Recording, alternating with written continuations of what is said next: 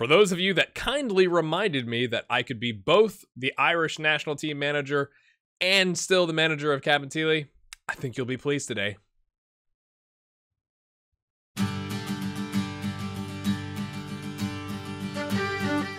Hello, my friends. Welcome in. Before we get started, massive announcement for you. Please pay attention. That's why I'm putting it at the front of the video. I'm putting this out a day earlier than I thought I was going to, but it's because I have taken I've taken the job, the Irish national team management job, but I'm staying with Cabinteely. We're going to go like Champions League or bust, I think. Like how I said, I think this Sunday, March 10th, 2 p.m. Eastern. Now, that's after a time change in the United States, so I don't know what time that is for you. But Sunday, 2 p.m. Eastern, I'm going to be streaming from this point that you can see in the video, January 7th, 2024. Here's why. We've picked up some players. Our first Ireland game is March 22nd, okay? So we got a ways to go to get to that. My plan with the save is to essentially show occasional Cabinteely games, but mostly Ireland games in this next season. If we're going to go all out, which I have with some players, I need help building a tactic. I'm not a tactician. I kind of go like, I think this works based off our player attributes and all that kind of stuff. But I want to have community involvement. I've not streamed in a long time. So we're going to do a stream to where we can sit down and I'm going to take as much of your advice as I can about play this player here, or why don't you try this tactic? And then if you're in this formation, you know, do this, whatever, structured or flexible or whatever, right? That's what we're going to do. I don't know how long it's going to be. I do have something I have to do that evening. So it's not going to be like a 5-hour stream or anything like that. It may just be like an hour or two.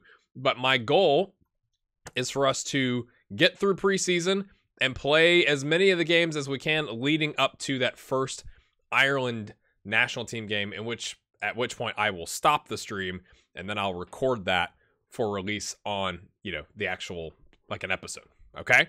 So March 10th, this is a lot. I mean, if you're watching this at some point in the future past March 10th, 2019, I apologize. But March 10th, 2019, 2 o'clock Eastern Standard Time, or what is it? Daylight time? Eastern Time. On March 10th, I will be streaming. Okay, so this is going to be a little bit of a shorter episode, I think. Maybe? I mean, I've already rambled for 2.5 minutes, so I guess we'll see. So, we've had some transfers, my friends. Let me show you the transfers here. As you know, Gary with a double R. Martin, I like it. Right back, Pacey. My plan is to have him do this. Wing back on support and tell him not to cross and dribble as much. But, like, get up and down the pitch, sir. He's 6'2", knocks balls past opponent, which is interesting with 5 dribbling. Ooh. I'm going to have him working, I think, on crossing and dribbling. I think that makes the most sense. I'll work on that. I currently have it on passing. Actually, I don't know if there's a crossing and dribbling thing. But anyway, he's our new right back. He's replacing Madden. Now, Madden is still on the team, which we'll need to make a decision on in the stream. On a month-to-month contract, $600 a week, whatever. My guess is we let him go, but we kind of could use a backup. So do I offer him a contract and see what he'll take? You know, what would he take? $400 a week to be a backup to stay in the team? Is that worth it? We'll talk about these things on the stream. Ethan Galbraith has come in Northern Ireland from Rangers. Yeah. I mean, he didn't really break into the squad, and the ratings aren't exactly amazing. But before that, you know, closer to our level, he played a 6.91. We picked him up for $4.5 grand. We're breaking in the bank. It's amazing. Apparently, he's a Man United. Maybe that's okay. Yeah, right. He's a Man United prospect. Lovely. My thinking here was he came across and he was really good. He came across on the scout reports. He is 4.5-star current ability, 5-star potential ability. He could play central midfield support. He could play central midfield defend. I mean, he's not as aggressive, but he's got good enough tackling for us. He could play box-to-box midfielder. He could even play like a roaming playmaker. You know, like we have a lot of options. He's really talented. He could play in the DM or the advanced playmaker role, which is going to be key. We're going to talk about that here in a second. Comes deep to get the ball, tries long-range passes, which with his vision and 12 passing maybe works out. Overall, I mean, he's our best midfielder according to our, mediocre scouts. Star player for most Premier League sides. We're paying him 1.8K a week. We haven't really broken the bank from a transfer budget yet. If somebody signs a contract, we kind of would have. But I'll max out that wage budget, right? Like, we've got more than enough wage budget. You may have saw him here. George Marsh for 12.75Ks. We're 58K coming in. You look at him, you go like, okay, I mean, 3-star card ability. He's got some potential ability. He looks quite surprised.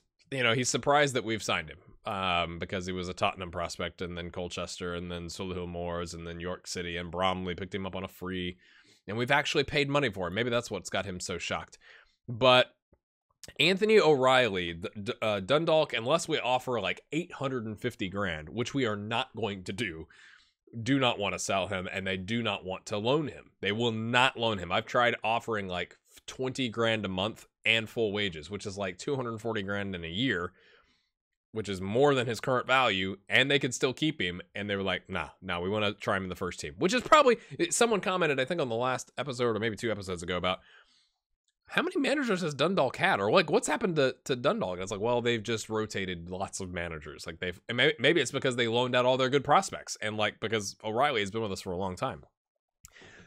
All that to say, we don't really have an attacking midfield spot, right? We don't have anybody that's really good for that, and I couldn't find somebody. And so I thought, okay, if we did like some sort of a gegenpressing or a control or something like that, what if we did like a 4-3-3 wide with a DM? Right, so essentially taking that attacking midfielder and putting in a DM instead,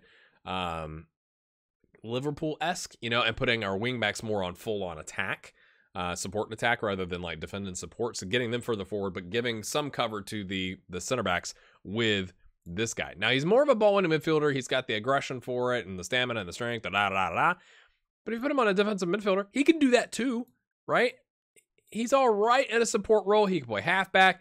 Overall, I thought for 13 grand, and then, admittedly an aggressive wage, he's better than Kieran Wiltshire, who we have kept.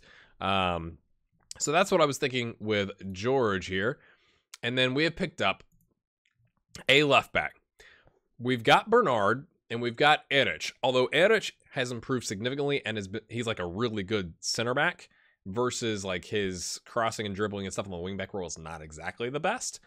So I'd love to play Frank the Tank in center back and have cover on the left with Bernard and start this guy. And the only reason I picked him up was because he was available and he has better crossing and dribble. Like his overall stats are better than Bernard. Like if you look at the report, Erich is actually in the left back role better than Bernard. If we can look at Bernard, right? So he's got some bad first touch and he's been a great player. Like don't hear me wrong, right? He's done the job for us, I guess. 6.8 probably on average. If you average those out, maybe a 6.78, something like that. But he had 5 assists. Now he didn't do as well last season, but neither did the team. So, like I wanted to keep him around because I don't want to rely just on Erich, because again, in a wingback role, you're like, well, hey, the other guy you signed on the right back has got 5 crossing and dribbling. Well, this guy's got 5 crossing and dribbling. It's like, well, yeah. So I want to have somebody on the left that can like do that. And his physicals, Gary's physicals make up for it, I think, on the right. But anyway you cut it, I think he's significant. I mean, look at this. Minus the 5 heading, which is kind of impressive for a 6'2" guy who has 12 jumping reach. He's a left-footed left center back. I think that's his best spot for us. And that way we have Jordan here, who's going to start and go up and down the wings, actually can cross a little bit, and we'll take it from there. All right, so let's take a look at what's going on from upcoming transfers. You'll notice there's a 100K. There's the garage door. I was waiting. My family's going out for the day, and this is for you. This is for the garage door lovers, okay? Zach O'Neill Bohemian wanted to loan him for free. I was like, no. Tyler Brownsword, which is just an amazing name, has been with Morecambe. I'm sure it's like Morecambe. Like, I just don't know how to pronounce things, okay? again, I said, if we are going all out, let's go all out. He could play in like an emergency role. The guy he's left the club. Goodness. I guess I should show that to you.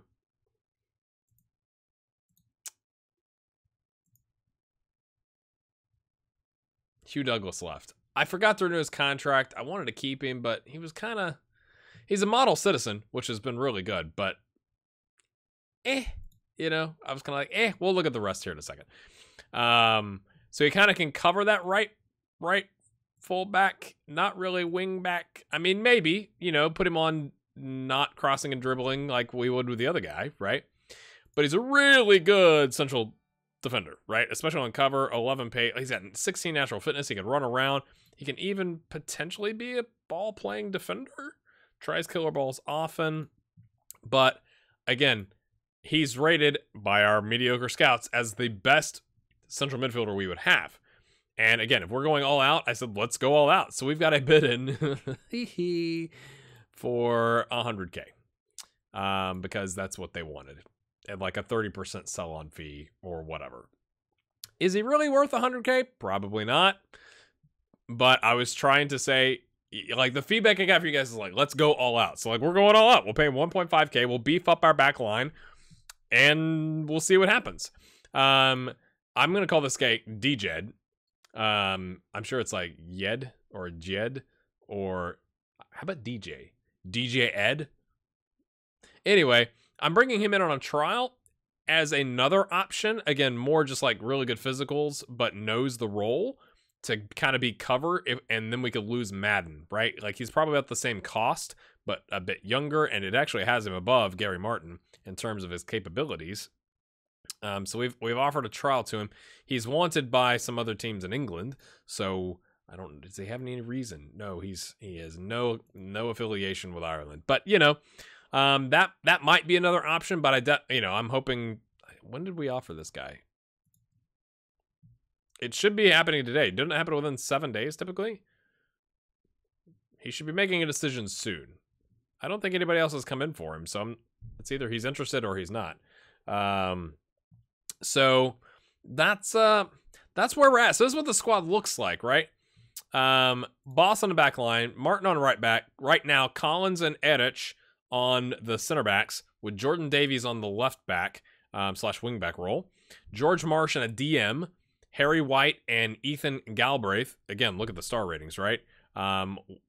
Ethan in a box-to-box, Harry in an advanced playmaker, I think, is how I have it set up right now. But this is why I want to do a stream with you all, so like we can like really dig in on this stuff, because there's going to be experts as part of this community that I'm not an expert in this stuff, right? We've kept Danny Lloyd. Might be our weakness there on the right side, but I mean, we don't have anybody else that can play the right wing. So that might be a problem with this tactic. Daniel Thompson, we've kept, obviously, and he doesn't know the left wing role. That garage, my wife's hitting that button a couple times to get it to go down. Sorry about that. We're gonna play him up here. I mean, I just go, he's 19.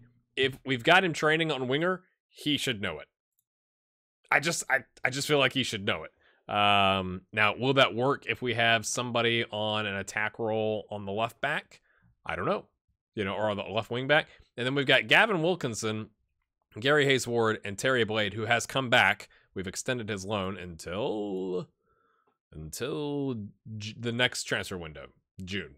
So he's here for a bit. Maybe we should play him more because he's going to be here. Who knows? And then backups, we got Marin, Rowan, Bernard, because he can cover left or right back, or center back in a pinch.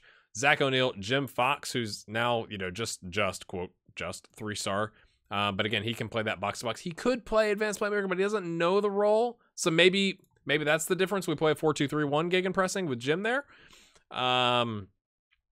Some of these folks I'm trying to get rid of, right? Like, so we've kept Brandon because I needed the depth. Wiltshire because I like Wiltshire. He's got, for what we need him to do, I feel like he's all right. And in an absolute bind, if we went like a 5-3-2, then he could play the inverted wing back on left. Harry White could play wingback, inverted wingback on the right. So do we have some freaky 5-3-2 inverted wingback situation going on? You tell me. I'm trying to loan or sell Tommy Tierney. Same thing with Joe Coveney. Adeyinka probably going to get loaned. Yes, and he's wanted, but I don't remember by who. Bray Wanderers. We got Marco Nag, and we may keep him around because of the depth issues at left and right wing. Scott Kelly has graduated from the under-19s. It says he could be really good. I'm not seeing it.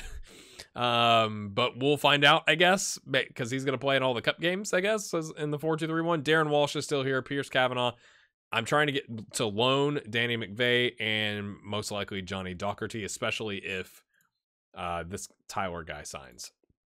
But so this is kind of what I was thinking from an option standpoint, right? So Wilkinson, Lloyd on inside forward, Thompson, we can play Nag up here. We can play Gilmore up here. Gilmore can play the inside forward if we need him to. White, it's just, he has we could do a roaming playmaker. We can do advanced playmaker. Maybe roaming is better because it uses more of his attributes. I'll go ahead and make that adjustment now, and you tell me. Box to box and then DM on Marsh, Davies, Erich, Collins, and Martin. So I think my thinking there was Davies is going to be bombing forward. So let's have Erich kind of hang back and cover. Collins is on defend because Martin's on support. I've told Martin, obviously, cross less often, dribble less, whatever. But just think if we make one of these guys a striker, we could drop this role back to a center back and have 3 at the back, push the wing backs up, have 3 in the middle, whether it's a DM or not, and do a 5-3-2. That's another option. So I've rambled on much longer than I was anticipating rambling on. Here's how the finances look. 38 grand.